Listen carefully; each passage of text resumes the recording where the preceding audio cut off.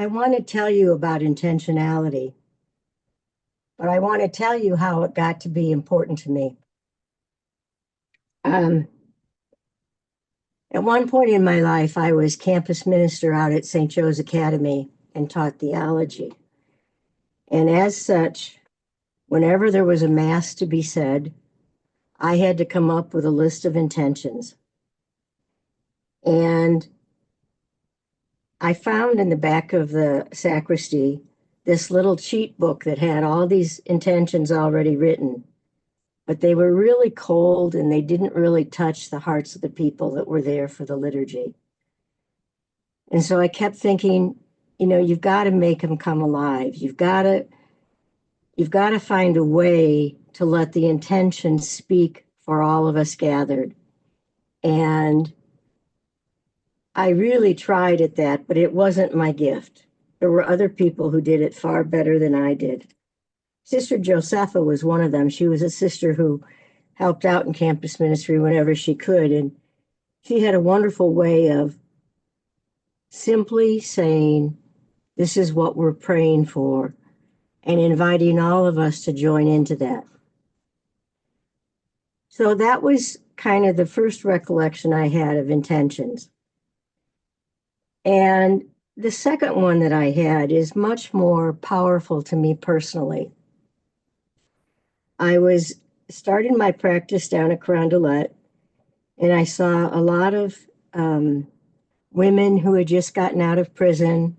I saw a lot of families who were trying to get back together, and a whole variety of clients. And it became time for me to make a workshop to enhance my skills. Those ongoing education workshops. Well, the community got more out of this one than they ever thought they would. But since I was my own boss, I looked for one that I thought I would like and I would learn something from. And was I surprised? I made the workshop with Judith Cornell out in Menlo, not in Menlo, out in California, San Jose. And there were 45 people from around the world, most of whom had been Catholic at one time, who were there to learn how to be mandala facilitators.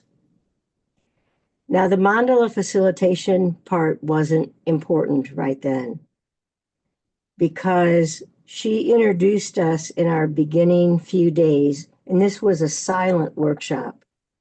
You weren't supposed to talk, and it was very vegetarian. There was no Coke or Pepsi. There was no chocolate. And you had to walk, it seemed like miles, to get to a meal. And it was the rainy season. But the people were wonderful. And there was a sense of helping one another through whatever was there. And one of the first exercises she had us do was to write our intention for the 10 days we would be there. And we were to write it on a card, thinking about what did we really intend to take away from this workshop. And I had gotten to the point in my life where I wasn't feeling a lot of reverence around people and a lot of caring. And when I kind of broke that apart, I thought some of that might be my own attitude. Some of it might be because I don't always approach things with the most loving attitude that I could have. Sometimes I might tell a joke about somebody like, did you know that the man sitting across from you is really the founder of Kentucky Fried Chicken? And then I could go on with a long story about him, and you could be very entertained. But there really wasn't love there. There was humor maybe, but that was it. So my intention became, I'm going to pray that I learn about what intention means. Now, Judith instructed us to write this down, fold it up, not share it with anyone, put it on our place of our altar. And then we had different exercises we were to do for the next 3 days. And then we would come back and get our intentions. And during this time, I mean, the place was surrounded by the redwoods in California. It was absolutely gorgeous, but it was a Buddhist, um, well, it wasn't a seminary exactly. It was a Buddhist religious facility. And it was full of Buddhists and full of color and full of love and kindness and our silence. And I walked around and I mean, hummingbirds would come right to you. And it was like something I had never experienced before. And I had been terrified when I was going out there. I had never been to California. I had never been to a workshop like this. I had never had to sit on the floor for the whole day doing the workshop and then be able to get up and walk around. And I put all those things aside because I said, no, I am going to really enter into this with everything I have. And I'm really going to pray that I can understand what intention means. Well, 3 days later, as we're sitting in the circle and we're looking at our intentions, what struck me was I hadn't had one idea of a story that I could tell about any of the people in the circle. And there were some very unusual people in the circle because they represented every race, every country, every class. But they were people who had really learned the grace of the mandala for healing. And they had learned about intentionality. And I wanted to learn about it because I knew I needed it as part of my life. And when I realized that I had gone for 3 days without being distracted by some humorous thought or some joke or some story I could tell, I was absolutely aghast. We had studied intentions one summer at one of our assemblies, and we even went so far as one of our artists had made little tiny vases for each one of us. And we had put holy water in those vases, and we had written an intention, and we had put a rubber band around the paper, around the jar with our intention in it. And we were trying our own experiment to see what does intentionality really do for you. And we had done a lot of reading and heard stories about scientists who had proven that if you hold an intention for something and you really hold it sincerely, it will happen.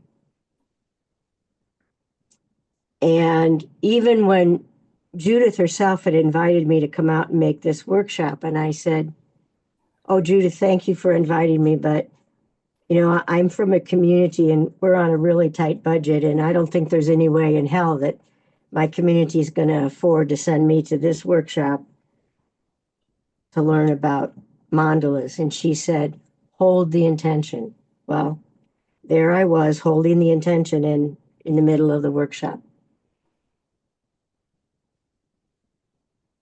I've thought about that a lot, and I've thought about how intention has, in my life, given me the graces I've needed at different times to do the task that was in front of me.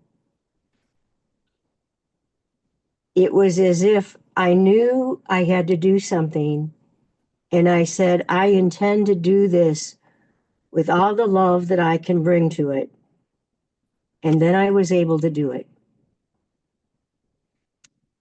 And when Gail asked me what I would think of as being important in terms of people making life decisions, one of the things that struck me was learning how to be intentional with your life. not just the big things, but the things that happen day to day. I really believe that if we hold our government, if we hold the intention for our government that they will do what is kind and not what is harsh, if they will do what is fair and not what is selfish, and we continue to hold ourselves to that intention, then that intention will transmit itself to our government and we will be okay. We will be different. We may not recognize some of the things around our lives, but we will see changes that will also be made for the better.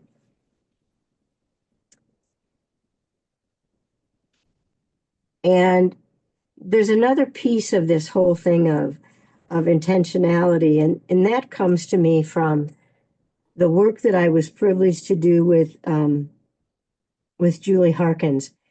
Part of my recuperation time these months is to put together all of the work I have that I was able to do with Julie, who taught us how to get back to the spirit of our founder and how to talk to one another about the state of our heart. And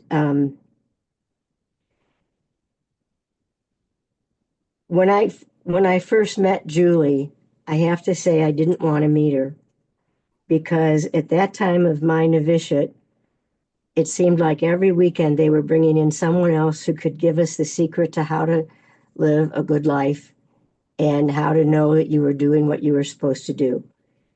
And I just wanted to try it out and do it. I didn't want to hear anybody else tell me that.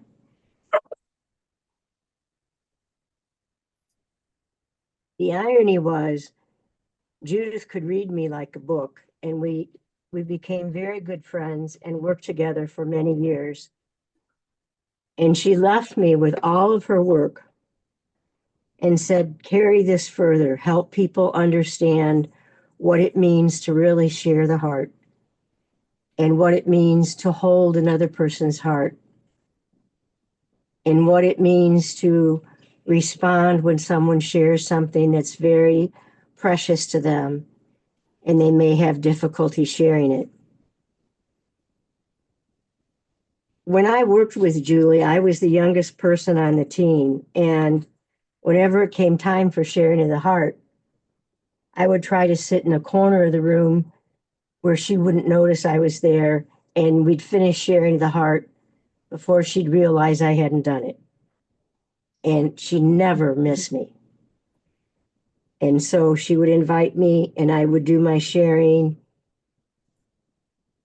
And the reason that took hold is because I knew from Julie that intention played such a role in her life that she lived consciously day to day, journaling, remembering what she had intended to do, how she had done it, how it had succeeded or how it had failed, or how she hoped to do it differently the next day. And I used to think that was a lot of thinking to do, and that was a lot of writing to do. But I also know that was part of what made her the saint that I believe that she was, and what helped her to understand what was so close to us in our spirituality, where we needed to learn how to share who we were and who our God is. We needed to learn how to share what our God might be inviting us to, and how to just put it out there, and how to let other people respond as they heard it. I believe that that was the single most important thing that kept the women together from the very beginning to today, that when we really take the time to share deeply what's in our hearts, what's on our hearts, what our worries are, what our excitement is, And when we let each other into that part of our lives, then we are building community actively because we're intentionally sharing with one another who we are and who we hope to be. So for me, a few years ago, I was preparing a retreat, and the idea that came to my mind was I wanted to prepare this retreat that was all about the great love of God. And I wanted to remind people over and over again, in any way I could think of, that wherever we were the presence of the great love of God. That God was also there, but that it was up to us to make that a reality. And it moved me so powerfully that I worked on that retreat for, it felt like months. It was the best prepared retreat I ever gave. And people responded to it and said, wow, this is really something. And it wasn't my doing it all. It was my intention and my inviting people to share that intention and then reflect on how we did it. So for me, when I think about if I had to make a choice today about my life or about my future or about the community's future, I know that I would do that with intention. And the intention for me would always be what would make that reality the most loving experience of God in today's world. And the funny thing is, this afternoon I was sitting here and I got a phone call from someone who had called Carondelet asking for a counselor or spiritual director, I don't know which. And the person at the desk at Carondelet said, here's the list of everybody, here's their biographies, you choose and you'll know the person you're supposed to call. And she called me and she was in great distress and we talked and I kept saying to myself, I'm supposed to be here home recovering. I'm supposed to be focusing on resting and doing the things that I need to do to get better. And yet here I was invited into this person's life to help her recognize the God of great love. And it feels like no matter where I find myself, that notion, that thing of being intentional and continuing to review the intention and repeat it and share it with others, that's what really gives me the grace to be and to become who it is that I'm meant to be and become. So I offer that to you. I don't know what choices you have ahead of you, but I would invite you to spend a few minutes thinking about a major choice that you have made. And when you made that choice, what were your intentions? And to whom did you turn to seek advice and support? And in the end, was there something that made your decision the best decision that you could make at that time?